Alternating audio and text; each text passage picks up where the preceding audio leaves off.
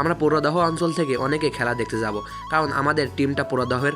আর আমাদের পিছনে যে দেখতে পাচ্ছেন পুরো বাস ভরা মানুষজন, আর আমার এই বড় ভাই প্লাস বন্ধু আমাদের রুমন সাহেব, রুমন বন্ধু।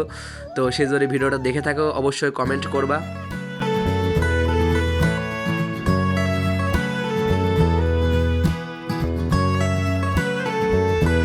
তো এখানে সবথেকে বড় দুঃখজনক বিষয় হলো বাসের ভিতরে অনেকজন থাকার কারণে আমরা সিট পাইছিলাম না, দুজনই দাঁড়িয়ে যাওয়া লাগছিল। তো দেখতে দেখতে আমরা চুয়াডাঙ্গা স্টেশনের কাছে চলে এসেছি।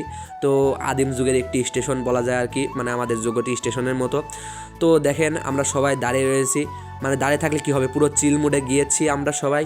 তো এখন দেখতে দেখতে আমরা একেবারে আমাদের গন্তব্যের কাছে চলে এসেছি।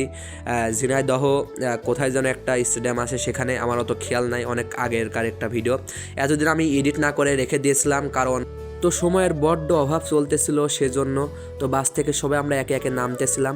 আর এখানে সুখের বিষয় হচ্ছে আমাদের সবার হাতে হাতে একটি ফ্রি টিকিট ধরায় দিয়েছিল আমাদের আলামিন সাহেব, মানে আলামিন ভাই, মানে আমাদের পুরাদহ সেতু গার্মেন্টসের যে ওনার, আমাদের খেলাটা স্পন্সরশিপ করেছিল পুরাদহ টিমকে। তো অনেক দূর জার্নি করে আসার ফলে আমার বন্ধু দোকান থেকে কিছু নাস্তা কিনে নিচ্ছে, আর একটু গরম পড়তেছিল বলে আমরা দুজনেই শরবত খেয়ে নিলাম। ঝিনাইদহ জেলায় এমন খেলা হয়নি যেখানে একাধিক এক দলে 7জন 8জন করে পরে প্লেয়ার থাকছে। মাইকে যেটা বললো আপনারা শুনলেন, দুই দলেই প্রায় 15 জন ফরেন প্লেয়ার রয়েছে। আমাদের টিমে হয়তো 7 বা 8 জন এরকম ফরেন প্লেয়ার ছিল, আর অপোনেন্টেও 7 থেকে 8 জন এরকম ছিল। তো আমরা বসার জন্য জায়গা খুঁজে পাচ্ছিলাম না, চারিদিকে লোকাল লোক।